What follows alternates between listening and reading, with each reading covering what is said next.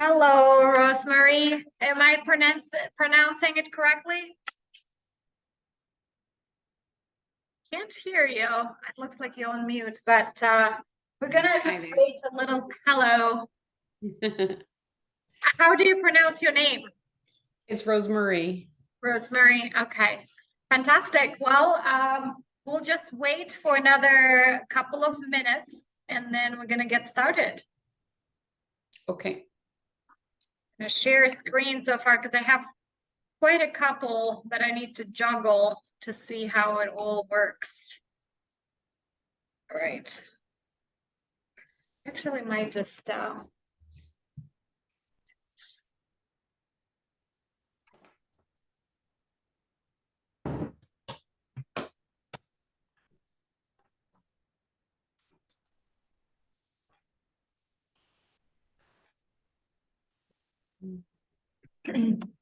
what time I was supposed to start? 25. Okay.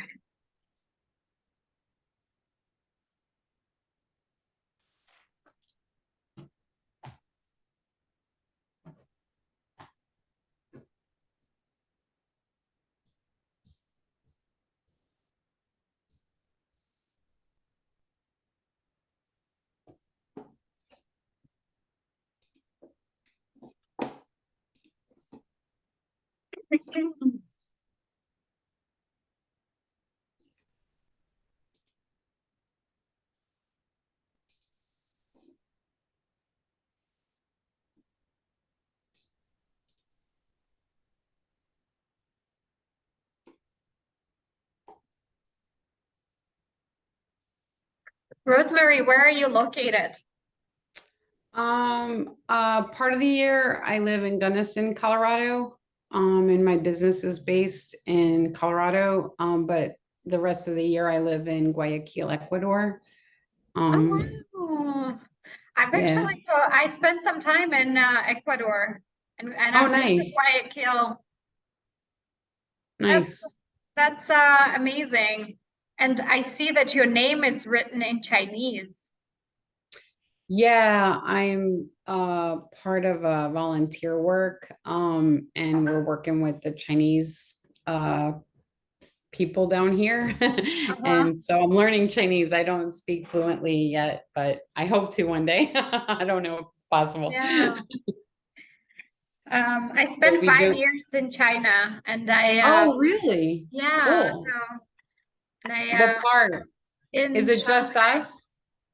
Hmm? Is it just us today? Well, so we have Amar here as well. We'll have to move the camera so that we see us all. Um, but it sounds like it might be that's it. So we have a very small group. So we have a little presentation that we prepared, but we do want to make sure that it's more, that we answer your questions.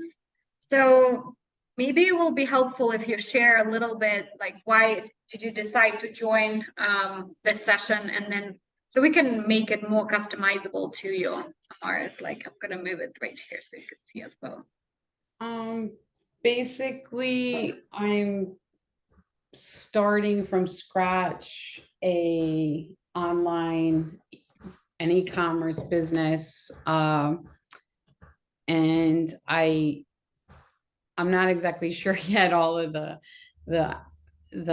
products yet, but my idea is to bring products from the States down to South America, and then also products from here to the States. I've been doing it like, how do you say, informally for several Mhm. years now.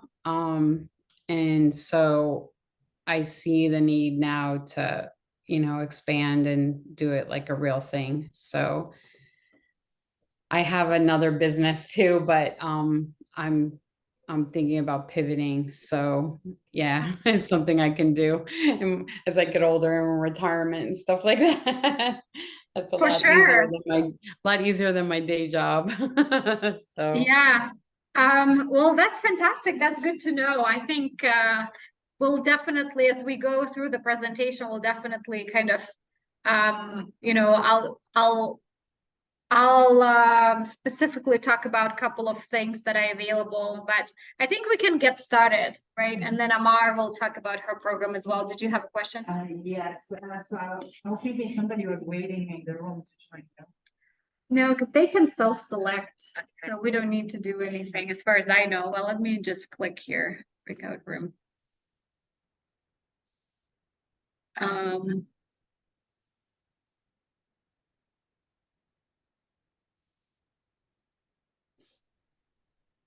Yeah, I think that's it. All right.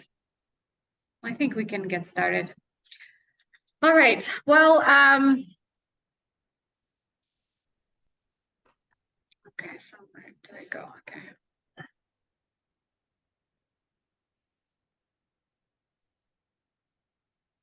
All right, so who we are, World Trade Center Denver is a network of international business professionals dedicated exclusively to the international business success of companies in Colorado and the surrounding Rocky Mountain region. So we are a network organization.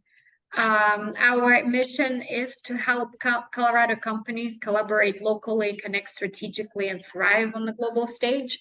So that's what we do every single day. So your idea about bringing products from US to South American countries or from South American countries to the US is definitely what we do every single day. So we help companies to do exactly that on different scale.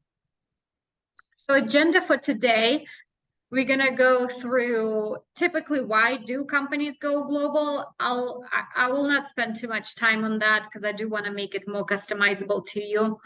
And are you ready to go global, or what are some things to think about before going global?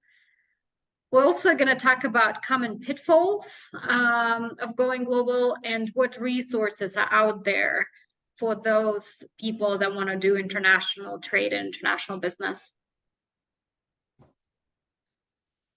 So the main reason why companies decide to do international expansion, especially if they are already successful in the US, is they really just want to grow their revenue, right? So I don't know if you've heard of the statistics, but sometimes I already feel tired of the statistics because it's like this big number.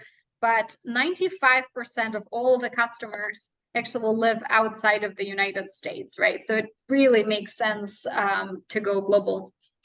And the second reason is lowering costs, right? So as you enter a new market, you'll also have access to the materials. You can make your company more efficient, right? So it's really, it really makes sense.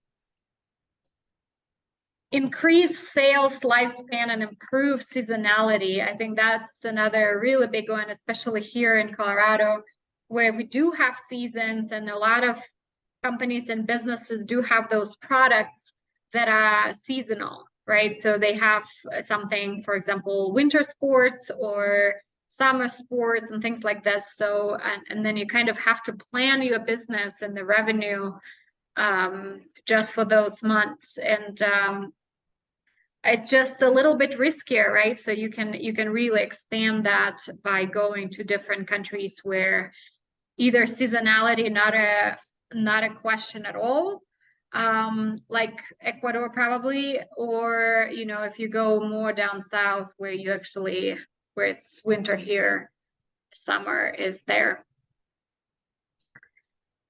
Reduce dependency on one market. I think that's another one, a really big reason that we talk about quite a bit, because mitigating risk is huge, right? So when you are dependent on one market, and if this market something happens, you just kind of don't want to keep all your eggs in one basket. And greater access to resources, and similar to lowering the cost, but it's also the resources that are available. It might be a talent, human resources, it might be some materials or raw materials as you are joining a different country. So like similar to you, Rosemary, because now, if you do live in Guayaquil, Ecuador, so you have definitely access to some additional resources at a different cost, right, than what we have here in the United States. So it's a great way to think about it, how to leverage all those resources. And the last one is compete with competitors. I think sometimes we think that businesses here in US are so successful and we do it the best. But actually, as you enter the global stage, you might learn quite a bit, and that actually can make you more technologically advanced, or some of using some of the methods that you were, that are not available here in US that can really make you more competitive. All right. Some questions to ask before going global. Will the product sell well in the targeted culture? Or think about the market research, right?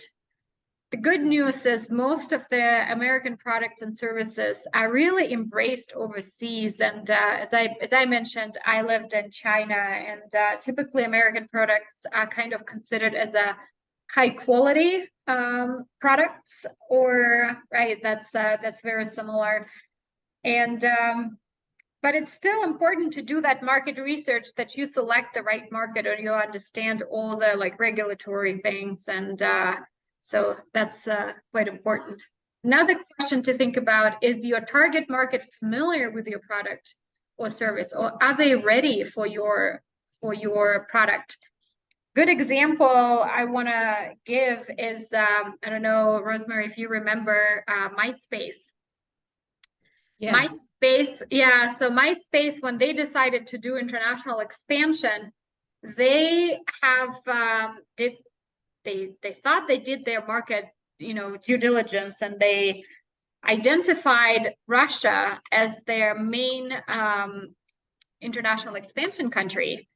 And the reason why is that they saw a big influx in internet usage. So there was internet available, more and more available for the market. So they decided that that was a great market for them. However, what they did not consider is where the money was actually coming from. And the money was coming from the advertisers, because that's their business model. And they have not looked at that particular indicator. So even though Russian market was indeed really growing in the internet, access to the internet, the market itself was not ready for that advertisers, because the business was not set up that way. So they, unfortunately, it was a really big failure for them there. So understanding that your target market is actually, that's familiar and ready for your product or service is very important. Otherwise, you'll just spend a lot of time educating your customers.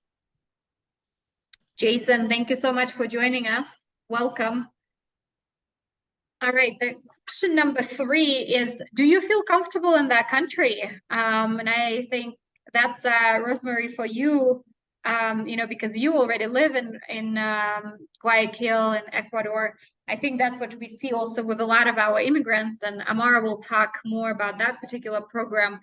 But you have already a huge advantage that you already know the market, right? Or that you feel comfortable in that particular market. But it's a good question to ask. What is the infrastructure like? Again, depending on your market, like you mentioned that you want to do maybe e-commerce, there are some other things that you need to think about, right? Like, for example, logistics. Is the infrastructure for your particular product or service there?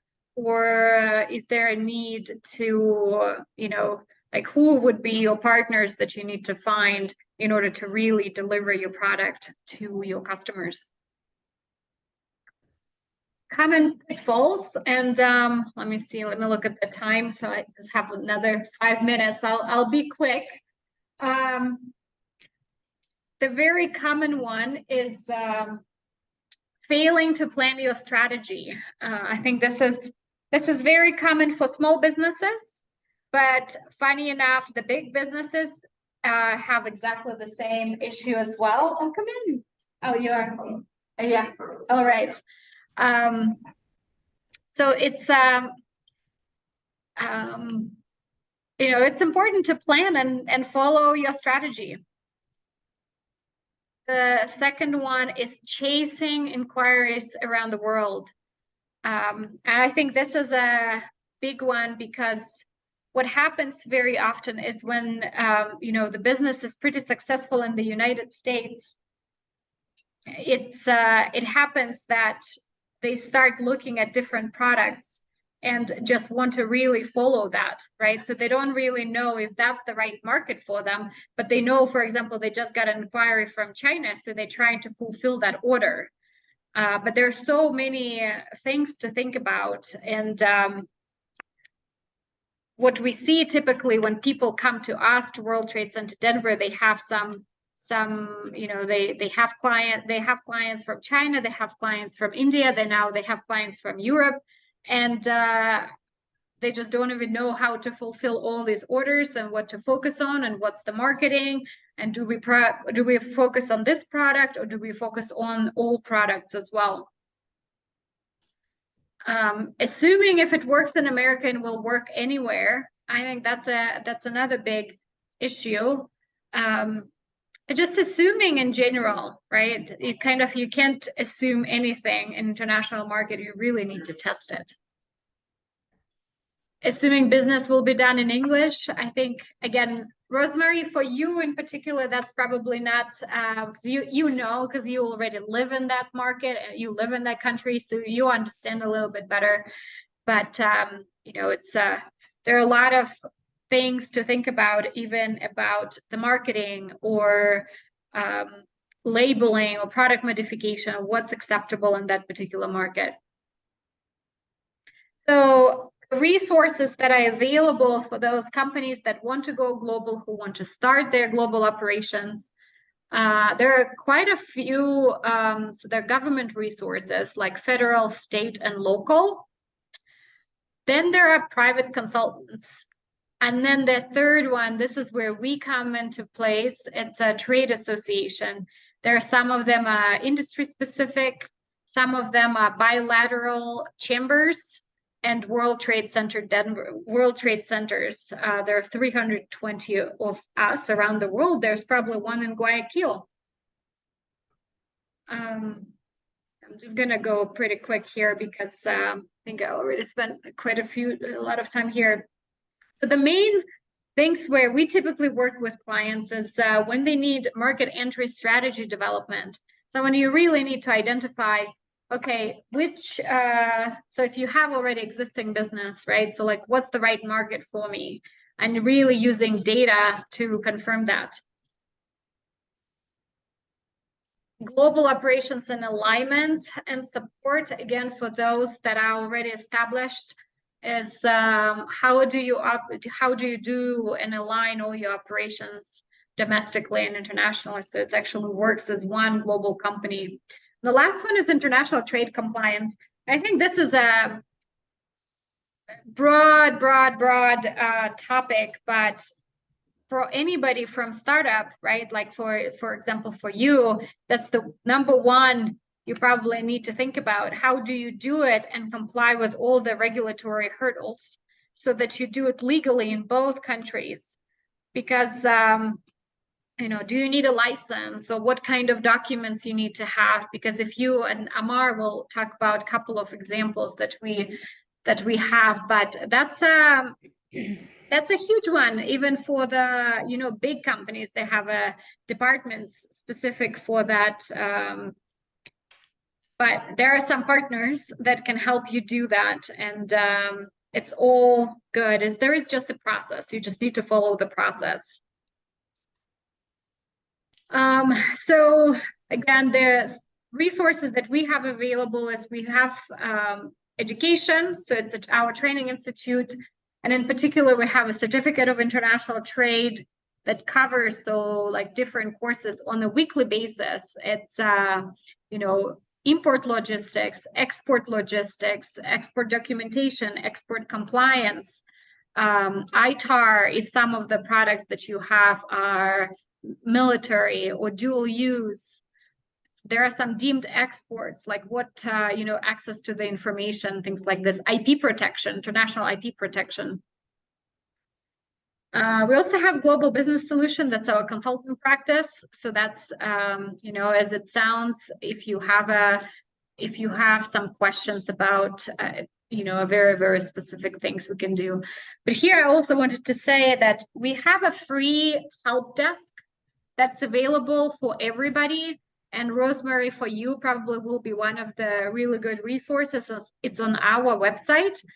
But if you have a specific question about your product, or you don't know like who you should look, what resources are available, or where you need to start if you want to bring this particular product to this particular country, right? So, or identify the HS code or things like this.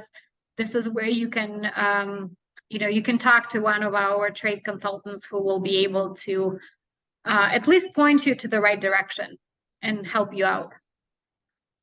And that's our Global Trade Activator. This is our latest program. It's a customized program it has actually 2 tracks. One is the incubator. Namar will present that in a minute. We started it for immigrant entrepreneurs, really helping them to build their first import-export business. This is startup phase. And then the second one is the accelerator. And the accelerator is for those established businesses that are already successful here domestically and want to launch into a new international market. With that in mind, I'm just going to go through this. I'm actually going to move forward with this and pass it on to Amar. And I want to make sure that we have some questions, leave some time for the Q&A. Okay. Hey everyone, it's Amar Alima. I manage the Global Trade Activator Incubator Program. And in this program, we have 3 levels. So in level 1, we teach our participants how to develop their international business. So for example, somebody from Ethiopia who has a coffee farm in Ethiopia will come to us and say, I have all the resources available in Ethiopia, and I would love to create LLC in US and start selling my product in United States. So we accept them and we teach them how to create LLC, how to identify if their product is feasible or not. And in level 2, we have participants who created their companies and working on developing their international business plan. So during this process, we help our participants identify a lot of technical international trade issues. For example, identify their harmonized codes, and based on that, how much tariff they need to pay. Also, we help them identify international trade logistic companies. And during this process, we also provide student assistants who will be helping their business plan create in English, because in most cases, usually English is their second language. So we have a lot of students from many different universities who help them do market research as well. And in level 3, we have participants who created companies and gone with the business plan and have actual products on the market. So we help them identify sales channels, increase their sales. And also in this level 3, our mentors will be assisting them how to scale up their business. And also in this level, our participants will be able to apply for a business loan. And we work with a lot of financial institutions and we help them actually get approved for the business loan. And so here are some examples of our participants. And first one is Safi Sumbono. She exports cars from US to African continent. And we helped her to create business plan to apply for a business loan. And during that process, there were a lot of questions such as, does she need export license or not? So in this case, she don't need export license because she's working with the international logistics company that is licensed already, and she's the client, so she doesn't need any export license in this case. So, and we assigned her student assistants, mentors who were helping her to develop their business plan to get actually approved, and she got approved with the business loan. And also during this process, we helped her to create buyers and sellers agreement with African continent clients she has. And that's very helpful to get the business loan approved if she has a buyer's contract. And next one is Nazi Fulash. He's from Afghanistan, but he imports tea products from Pakistan. And they own the company in Pakistan. They're experienced in selling it in Asian continents. So in this case, they are entering US markets. So, and they just joined our program just like a month and a half ago. And we helped them create LLC, get their tax EIN number, create logout, domain. And we have helped him identify harmonized codes, how much tariff they have to pay. And also we introduced them to our import logistic companies in our network. And currently they're working with student assistants to create their international business plan to apply for business loan. And our next example of our participant is Shani Oripova. She's introducing halal products from Middle East. And we helped her identify sales channels to increase her sales. And we provided her student assistant and mentors and to create her business plan. And she was able also to get a business loan approved. And now she's selling in multiple locations. So through giving these examples, we would like to say how important it is to comply with export-import controls. Because if not, the mistakes can be very, very costly. So for example, we had participants who wanted to import his products from African continent, and we provided our logistic companies, we introduced them our logistic companies, but he chose to go with his own connections and ship out the product from Africa, but they were missing necessary documents. So they couldn't open the container for a whole month. They were not able to open the container, get the product out because they were missing the necessary documents. So he ended up coming to us and we ended up going through with him all the necessary documents. And he was finally able to open the container and get his products out after 1 month. And renting in daily basis whole container can be very, very costly. And in this case, it wipes out his product, right? So no product, he just ended up doing work for free for a month or more for 2-3 months. So that's why doing international business is, it requires a lot of research with us, for example, before starting export-import, we usually recommend to do lots of research before actually shipping out the products. Yes, thank you. All right. And Rosemary, I'm going to stop share now because I want to really open it up for you and see if you have there. Do you, I guess, let me ask you this, and now I should have asked you that before. Did you see my presentation or did you see my other screen? Yeah, no, I saw the whole thing. The whole thing, okay. Yeah. Great, because I was like, I have this other screen open here and I was like, I hope that it was the right thing. No, yeah, it was okay. Okay, great. Do you have any questions?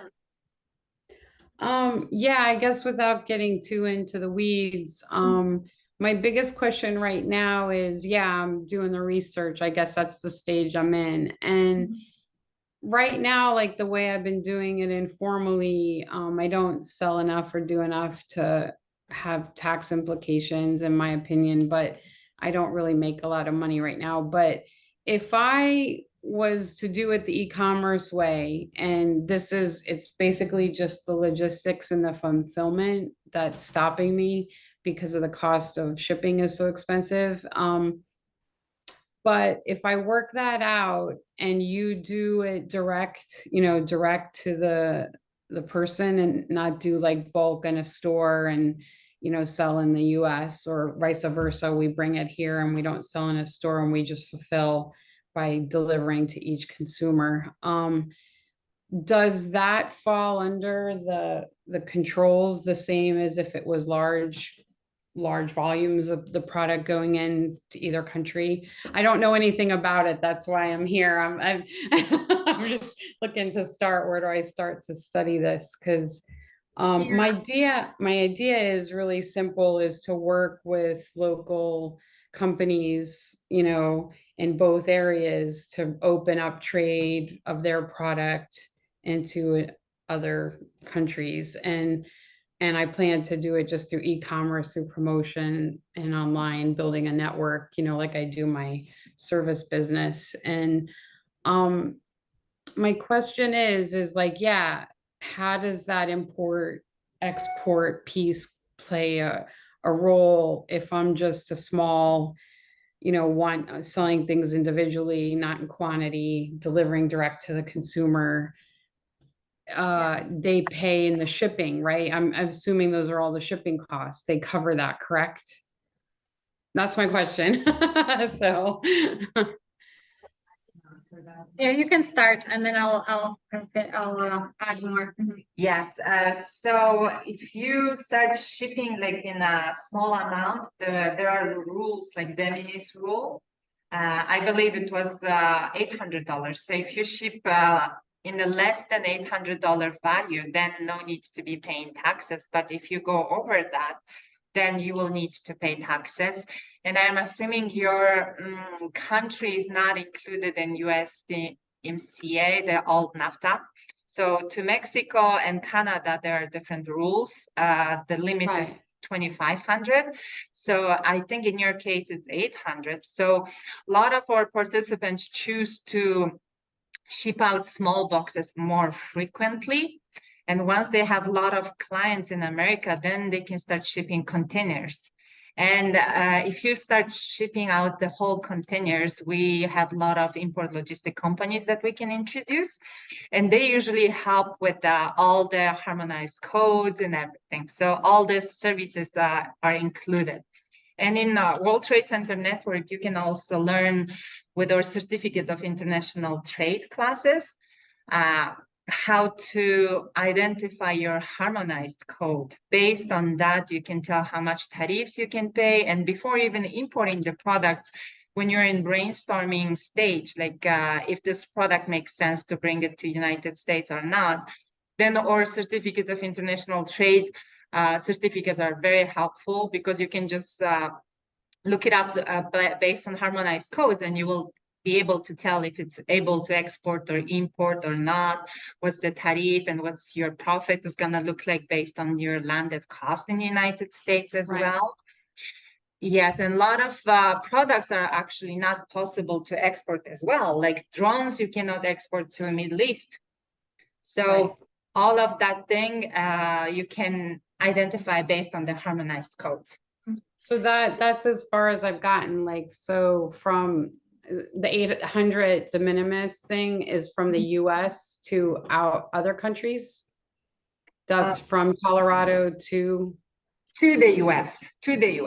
And usually United States don't have taxes. Oh, on okay, so it's export. from outside When of you the country import. into the, okay. Yeah. Because here it's $400. If it's under $400, 4 kilos and for two, it goes by kilograms. They use the measure system. Yeah. But yeah, it's 4 kilos, 400 centimeters and 400 less than $400. They don't charge Yeah. an import tax from outside into Ecuador. Yes. So a little different. You can check with your post office. For example, in Mexico, you can ship ship, for example, in less than $2,000, you can ship 5 times per month. And you still don't pay taxes. So it depends on your country. So you can check from Ecuador side post office because you need Yeah, to it check both isn't. sides. Yeah, it isn't so much that I'm not willing to pay the tax. It's just that I wondered, yeah, if that's an issue, whether you do it in bulk or not. And so that was the question. Okay, Yeah. so that answers that. Cool. Yeah, And the whole idea of the whole e-commerce, I think that's a very, it's actually now falls more into border protection. And the border protection are the ones that actually checking all the e-commerce, like Right. single boxes or single packages. And again, just making sure that you have the right documentation there. Because anytime, because you mentioned the shipping costs, like for example, if the customer is paying because you do a BTC, right? And it goes directly to the customer, and the customer is paying the shipping cost. Anytime you go a little bit above that, it's still your responsibility as an exporter to make sure that you are, you fill out all the documents, all the necessary documents, and you comply with the rules, even if somebody else arranging the shipping. okay. Mhm. Yeah, that was my question. Okay, cool. So this course, just go on the website and I can get information. Is there a cost? What are your costs? Yeah, so there are a couple of ways, right? And I think if you want to, you can schedule another meeting with us. But on our Okay. website, there are courses. Those are at cost. So they're run every week. We have also some on-demand classes as well as our programs. So if you want to be just in our network, for example, so that's reduce the cost as well. So we're a membership organization. Okay, Mhm. cool. Yeah, well, thank you so much, Rosemary. It's exciting to hear about your e-commerce business. We actually have a global e-commerce class recently, so I think that's very cool. Okay, very nice. Thank you so much for your time. It was nice meeting you. Yeah, nice meeting you as Okay, well. great. Mhm. Bye-bye. Bye. Thanks.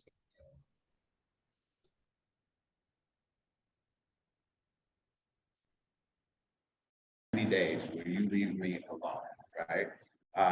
And it is her journey and a story. It's actually a true story, right? It happened right here in Deerfield, Colorado. So, that being said, I am closing.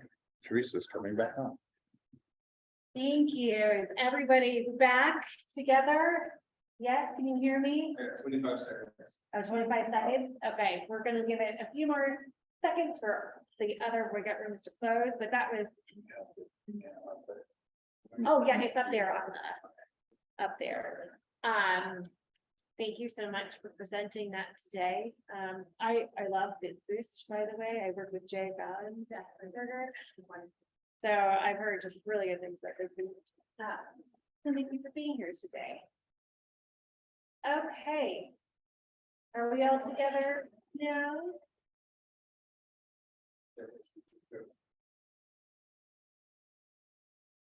We're good to go? Okay. Everyone can hear me okay? Okay. Well, thank you back. Welcome. Thank you. Thank you for participating. Welcome back. We're going to close in our breakout sessions just for the keys of logistics here. First, for the people joining us via Zoom, we just put in the chat the link to our event survey. And for everybody here in the physical space, you have a survey in your packet, or you can use that QR code as well. We really appreciate all of your feedback to help us provide and improve our future programming. So please take 2 minutes to fill that out and share your input. And also, if you found value in today's event, we hope you consider making a donation to support the Lunch and Learn series. There have been 10 of these over the course of the past several months, taking a lot of work and energy and effort. So we appreciate any kind of donation that you could. And you'll also find information on how to donate in your packet as well. And we want to take a minute to encourage you to review the resources that are included in the packets as well as in the online resource library. And you'll receive an email after today with information on all of the tracks. And if you did not register on Eventbrite, but want access to the recording from the session and the compilation of resources for this and other events, please make sure you signed up on the sign-in sheets we passed around. All right, for those of you joining us in person, we invite you to stay to come back to our main space at the community event space where we are right here with the startup group and network and eat more food. Please use the next half hour to get your individual questions answered or just to network with the people you are. For those of you joining virtually, thank you for being here with us today and participating in this way. Thank you again. We hope you got some really good nuggets from today and we look forward to seeing you all soon. Thank you.